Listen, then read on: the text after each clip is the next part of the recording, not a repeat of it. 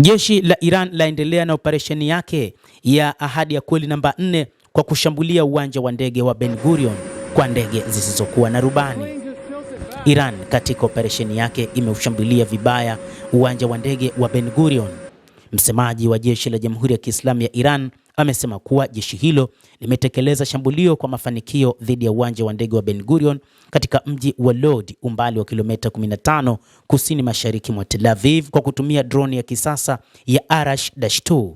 Drone za Arash-2, ukiachana na zile za Shahed, ni moja kati ya droni zinazotajwa kuwa hatari mno. Ni drone zisizokuwa na rubani zinazoweza kufanya mashambulizi makubwa katika eneo husika. Jeshi limetoa maelezo kuhusu operesheni ya hivi karibuni dhidi ya uwanja wa ndege wa Ben Gurion na utawala wa Israel. Msemaji wa jeshi la Iran amesema kuwa sehemu kubwa ya drone zilitumika zilikuwa aina ya Arash-2 zenye masafa ya kilomita 2000 ambazo kutokana na uwezo wa kukwepa rada ziliweza kulenga shabaha kwa urahisi na kuharibu uwanja wa ndege wa kimataifa wa Ben Gurion. Kamanda huyo ameongeza kuwa drone nyingi tulizozitumia dhidi ya uwanja wa ndege wa Ben Gurion ni Arash-2 ambayo ni toleo lililoendelezwa zaidi na lenye nguvu kuliko Kian na Arash-1.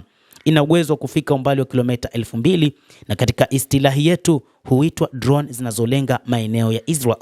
Kamanda huyo amesema kwamba droni hizo zina uwezo wa kulenga kwa usahihi mkubwa na kuongeza kwamba Arash-2 hutengenezwa kwa kasi kubwa na maandalizi yake ya kurushwa ni ya haraka sana.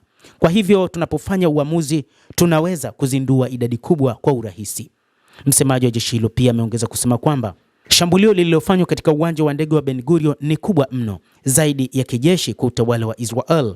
Katika mzozo huu umekuwa mahala pa kukusanya ndege za mafuta ambazo zinatumika kujaza mafuta ndege za kivita zinazoruka angani katika mashambulizi dhidi ya Iran. Aidha, amesema karibu na uwanja huu kuna viwanda vya matengenezo ya ndege, jambo linaloupa umuhimu wa kijeshi katika utawala hasimu wa Israel. Msemaji huyo wa jeshi la Iran amebainisha umuhimu wa kiuchumi wa uwanja huu kwa utawala wa Israel na kusema kwa kuwa shughuli nyingi kubwa za kibiashara kupitia uwanja wa ndege wa Ben Gurion, uwanja huu ni kama mshipa mkuu wa uchumi wa utawala wa kizayuni wa Israel.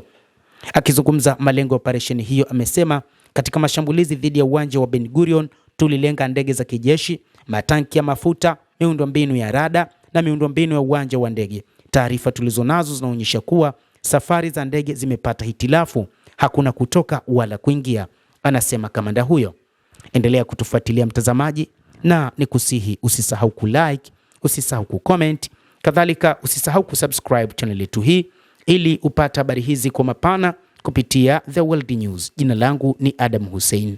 Endelea kuwa nasi wakati wote, endelea kutufuatilia ili uyajue mengi yanayojiri duniani kupitia hapa The World News.